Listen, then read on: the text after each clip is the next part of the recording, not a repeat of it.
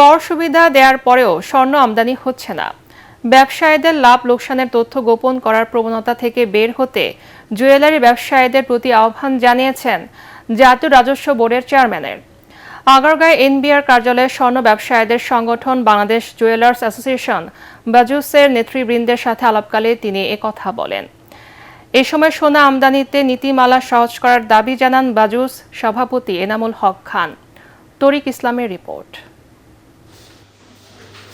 হু হু করে বাড়ছে স্বর্ণের দাম বাড়ায় একের পর এক রেকর্ড হচ্ছে, সেই সঙ্গে বাড়ছে সোনার ব্যবহারও, অথচ সে অনুপাতে বাড়ছে না আমদানি। এমন বাস্তবতায় জুয়েলার্স অ্যাসোসিয়েশনের সদস্যদের সাথে মিট দ্য প্রেস আয়োজন করে জাতীয় রাজস্ব বোর্ড এনবিআর। এ সময় এ খাতের নানান সীমাবদ্ধতা তুলে ধরেন ব্যবসায়ী নেতারা। এই যে নীতিমালাটা যে আলোকে আমরা পেয়েছি, সেই নীতিমালার আলোকে পাওয়ার পরে আমরা দেখলাম যে আমাদের ব্যবসার মধ্যে সত্যতা আসছে। এখন আপনাদের কোনো সংস্থা এসে আমার দোকানে বলতে পারবে না এই গোল্ড আপনি কখন কোথা থেকে পেলেন। এনবিআর যে নিয়ম নীতি দিয়ে আমাদেরকে এই সাধারণ ক্ষমার পরে সুযোগ দিয়েছিল, সেটা আমরা মানি নাই।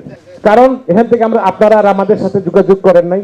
আমরা যেভাবে পারি ব্যবসা করছি, ওইভাবেই আমরা এখনো ব্যবসা পরিচালনা করতেছি। এ সময় স্বর্ণ আমদানি নীতিমালা সহজ কর হার কমানোর দাবি জানান সংগঠনটির সভাপতি। স্বর্ণ একজন ইম্পোর্টারের কাছ থেকে ক্রয় করতে গেলে 30,000 টাকা দাম বেড়ে যায়, তারপর তো অন্যান্য খরচ আছে। এই দেশ থেকে কেউ স্বর্ণ কিনবে না।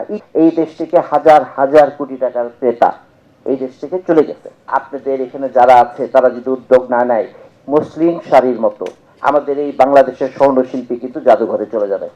এনবিআর চেয়ারম্যান জানান, ব্যবসায়ের লাভের উপর ট্যাক্স দিতে হবে। আমি যাই দেখাই এটা ট্যাক্স অথরিটি মানবে না, বাড়িয়ে দিবে, শুধু আমি একটু কম দেখাই।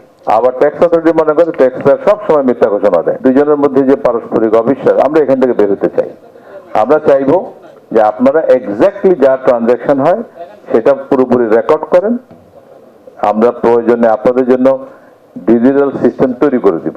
কর আদায়ে প্রয়োজনে অ্যাপস তৈরি করার কথাও জানান এনবিআর চেয়ারম্যান। তরিক ইসলাম, এটিএন বাংলা, ঢাকা।